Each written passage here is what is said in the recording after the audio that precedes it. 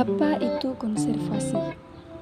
Konservasi menurut Undang-Undang Nomor 5 Tahun 1990 yaitu pengelolaan sumber daya alam hayati yang pemanfaatannya dilakukan secara bijaksana untuk menjamin persediaannya dengan tetap memelihara serta meningkatkan kualitas keanekaragaman serta nilainya.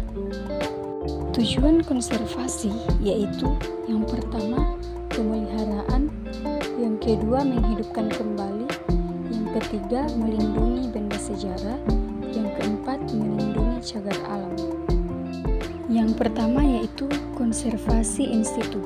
Konservasi in situ adalah tempat atau konservasi sumber daya genetik dalam populasi alami, tumbuhan atau satwa.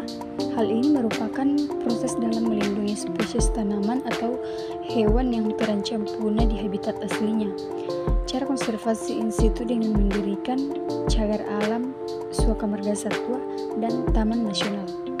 Kelebihan konservasi in situ yaitu yang pertama tidak mengalami stres, yang kedua tidak kehilangan sifat alamiahnya, yang ketiga tidak memakan dana besar.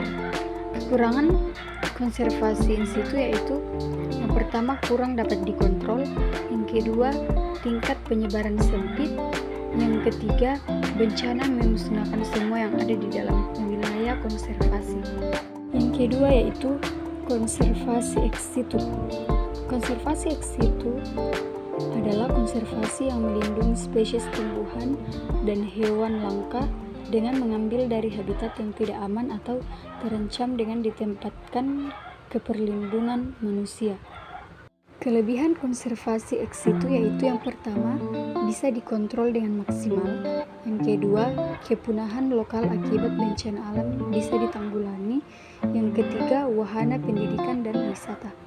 Kekurangan konservasi ex situ yaitu yang pertama berpotensi mengalami stres, yang kedua kehilangan sifat alamiahnya, yang ketiga memakan waktu yang cenderung lebih lama, yang keempat dana yang dibutuhkan sangat besar.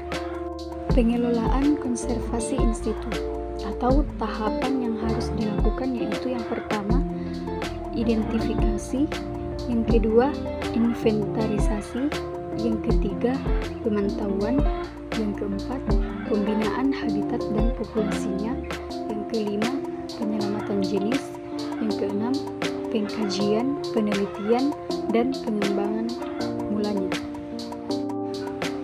Sedangkan pengelolaan konservasi ex situ yaitu yang pertama yang harus dilakukan yaitu pemeliharaan, yang kedua pengembangbiakan, yang ketiga pengkajian, penelitian, dan pengembangan, yang keempat rehabilitasi satwa, yang kelima penyelamatan jenis tumbuhan dan satwa.